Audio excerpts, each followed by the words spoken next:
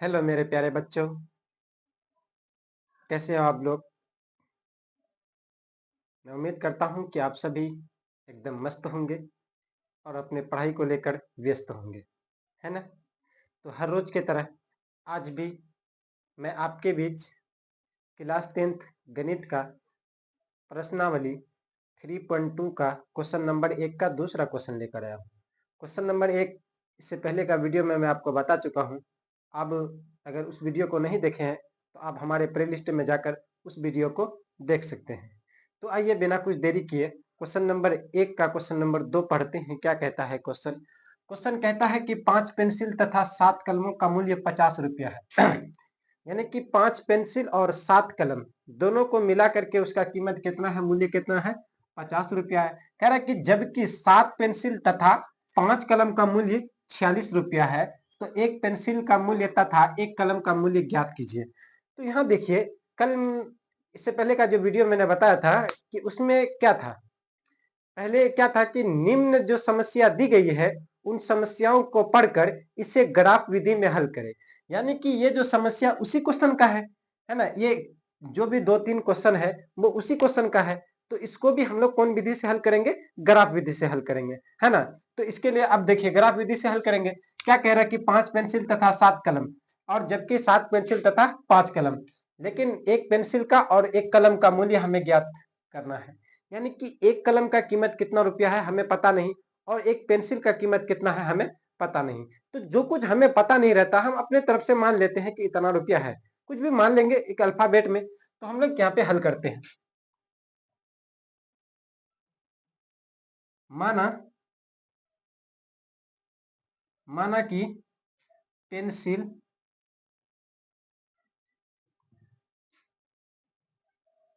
माना कि एक पेंसिल का मूल्य एक्स रुपया, कितना है एक्स रुपया, और एक कलम का मूल्य कितना है, एक कलम का मान लेते हैं हम लोग वाई रुपया, है ना। पेंसिल का एक्स रुपया और कलम का वाई रुपया।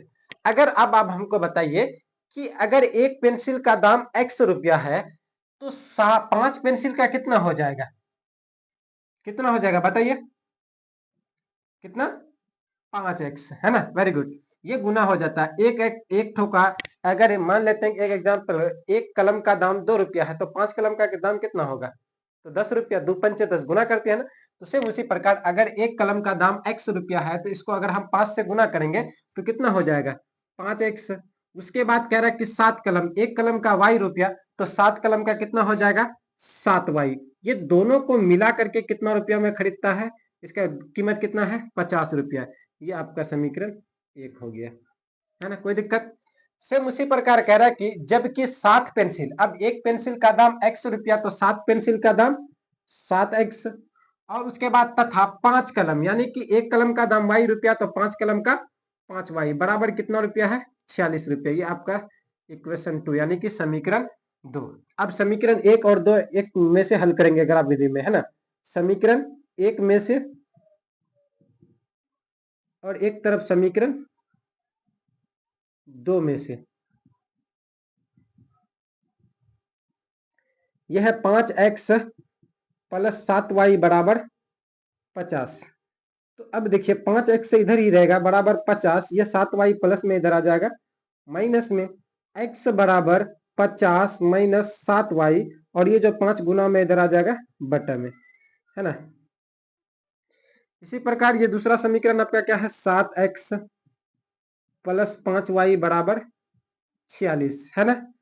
तो 7x यही रहेगा बराबर 46, ये 5y प्लस में इधर आ जाएगा माइनस में, और x बराबर 46 माइनस 5y बटा में 7, ये 7 गुना में इधर आ गया बटा में। अब हम लोग क्या करेंगे कि y जो यहाँ पे है, y की जगह पे हम अपने तरफ से कुछ भी मानेंगे। ऐसा मानना है, ऐसा मानेंगे जिससे कि हमें मानने के बाद ये 5 का पहाड़ा में आ जाए। यानी कि अगर 50 में ये घटाने के बाद जो भी बचेगा वो 5 का पहाड़ा में आना चाहिए। इसलिए कि क्योंकि अगर आप उस तरह से पॉइंट में ग्राफ खींचेगा तो बहुत लंबा जाएगा, है ना, उस तरह से। इसलिए आसान हम लोग क्या करेंगे, मान लेते हैं अपने तरफ से। माना अगर y बराबर आप 0 मान लेते हैं तो x बराबर 50 माइनस 7 गुना y के जगह पे क्या लिखेंगे 0/5, यानी कि x बराबर 50 माइनस 0/5, यानी कि x बराबर कितना निकल गया 50/5। इसको काटेंगे तो 10 पंचे 50, यानी कि x का मान कितना निकल गया 10 निकल गया, है ना। जब हम y का मान 0 लिए थे तो हमें x का मान कितना प्राप्त हुआ 10। सेम उसी प्रकार इधर भी मान लेते हैं, माना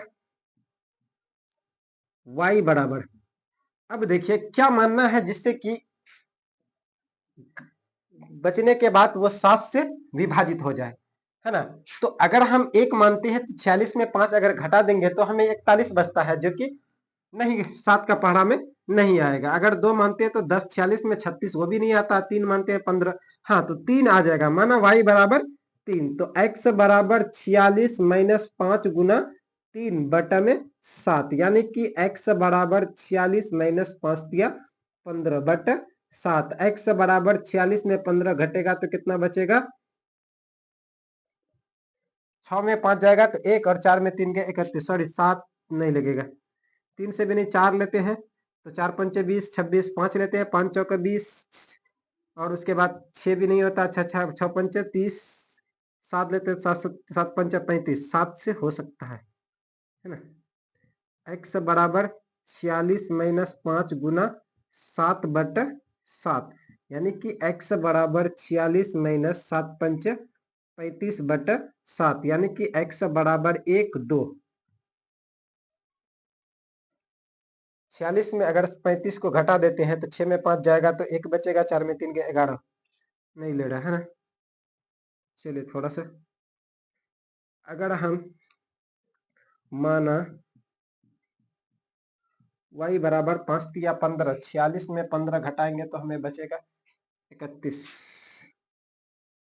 इधर करके देखते हैं, 46 माइनस 15 कितना बचता है 1 3, 31 नहीं हो रहा।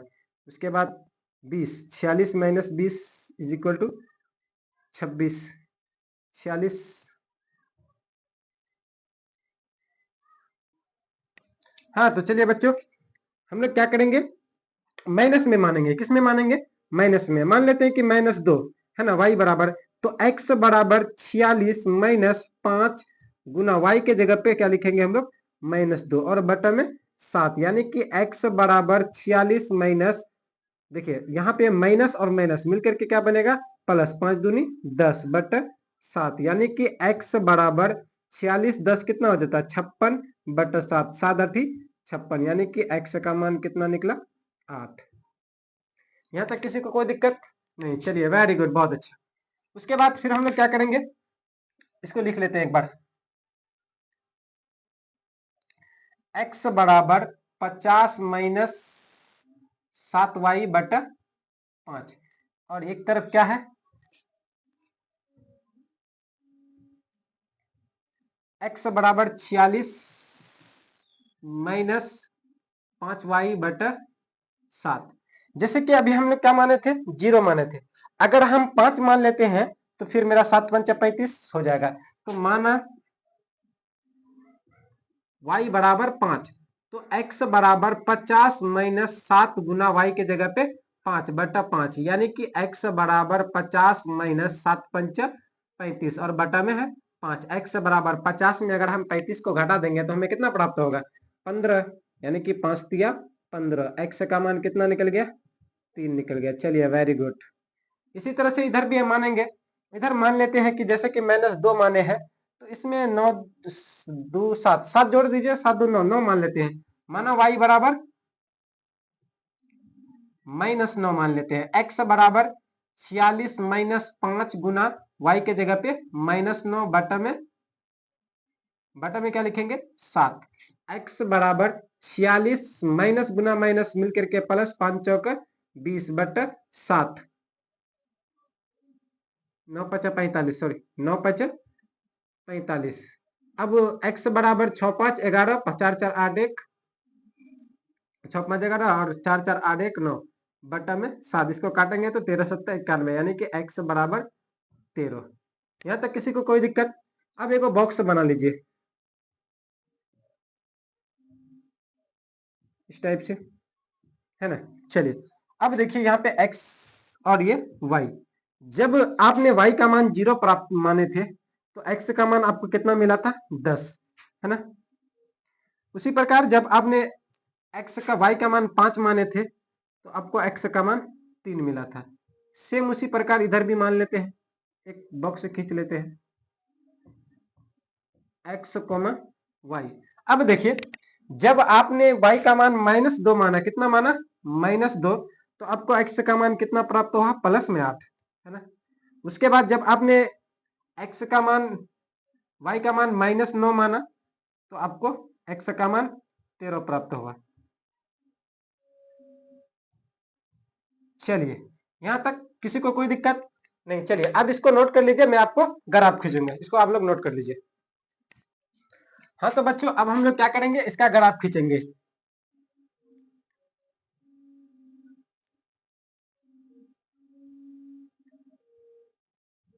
इधर x मान लीजिए और इधर क्या है x डैश, और इधर y, और इधर y डैश। अब देखिए हमें क्या करना है, x यहाँ पे 0 होता है, 0 से 1 हो गया, उसके बाद ये 2 हो गया, ये 3, 4, अधिकतम x कितना है 13 तक है, कितना है 13, 5, 6, 7, 8, 9, 10, 11, ये 12 और ये 13, x है ना। और x डैश में माइनस में तो नहीं है, इधर आप -1 कुछ भी ले लीजिए, -2, -3 और -4, -5 इस टाइप से। और जब y देखिए प्लस में 5 और माइनस में 9 तक, है ना, 1, 2, 3, 4, 5, इससे अधिक ले सकते हैं, इससे कम नहीं लेना, है ना। 1, 2, 3, 4, 5, 6, 7 इस टाइप से। माइनस में 1, 2, 3, 4, 5, 6, 7, 8, 9, 10, है ना। ये आपका -1 हो गया, -2 और ये -3, ये -4, -5, -6, -7, -8 और -9, इधर -10, ठीक है ना। जब हम x का मान 10 लिए थे, है ना, जब मैंने x का मान 10 लिए थे तो y का मान कितना था 0, y 0 से x 10, यहाँ पे एक बिंदु टच हो रहा है ना। उसके बाद x 3 और y 5, x कहाँ 3, ये 3 से x कहाँ तक 5 तक,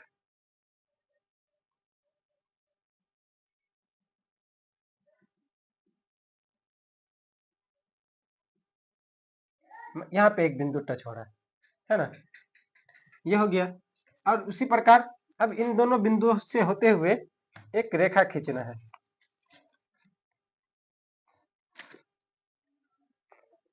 यहाँ तक आएगा नहीं, है ना, इससे डायरेक्ट खींच देते हैं।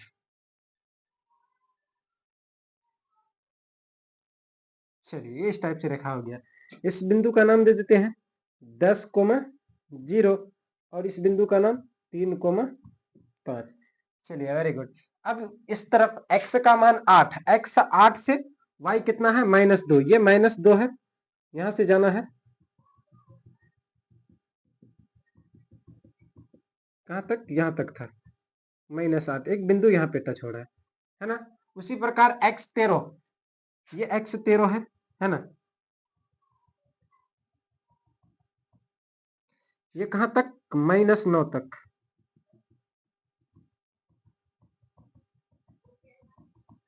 चलिए इन दोनों बिंदुओं से होते हुए एक रेखा खींचना है इस टाइप से, है ना। इस बिंदु का नाम दे दीजिए 8, -2 और इस बिंदु का नाम दे दीजिए 13, -9, है ना। ये था हमारा ग्राफ। इसके लिए स्पेशल कॉपी आता है, आप उसमें पीछे में जब एग्जाम हॉल में जाइएगा तो वहाँ पीछे में आपके पास कॉपी रहेगा, उसमें आसानी से बेहतर तरीके से आप बना सकते हैं, है ना।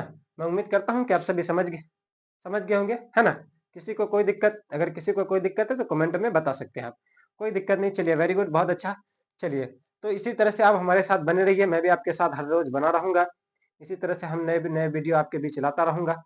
आप मेरे साथ बने रहिए और जो ये वीडियो को अपने दोस्तों तक शेयर कीजिए, ताकि वो भी इस चैनल के माध्यम से बेहतर तैयारी कर सकें, है ना? और अगर आपने अभी तक चैनल को लाइक, कमेंट, सब्सक्राइब नहीं किया तो हमारे चैनल को सब्सक्राइब करें, लाइक करें और शेयर करें, है ना? अपने दोस्तों को, है ना? चलिए, वेरी गुड, बहुत बढ़िया। चलिए, वाह! क्या बात है। ठीक है, फिर मिलेंगे कल नए वीडियो के साथ। जय हिंद, थैंक यू।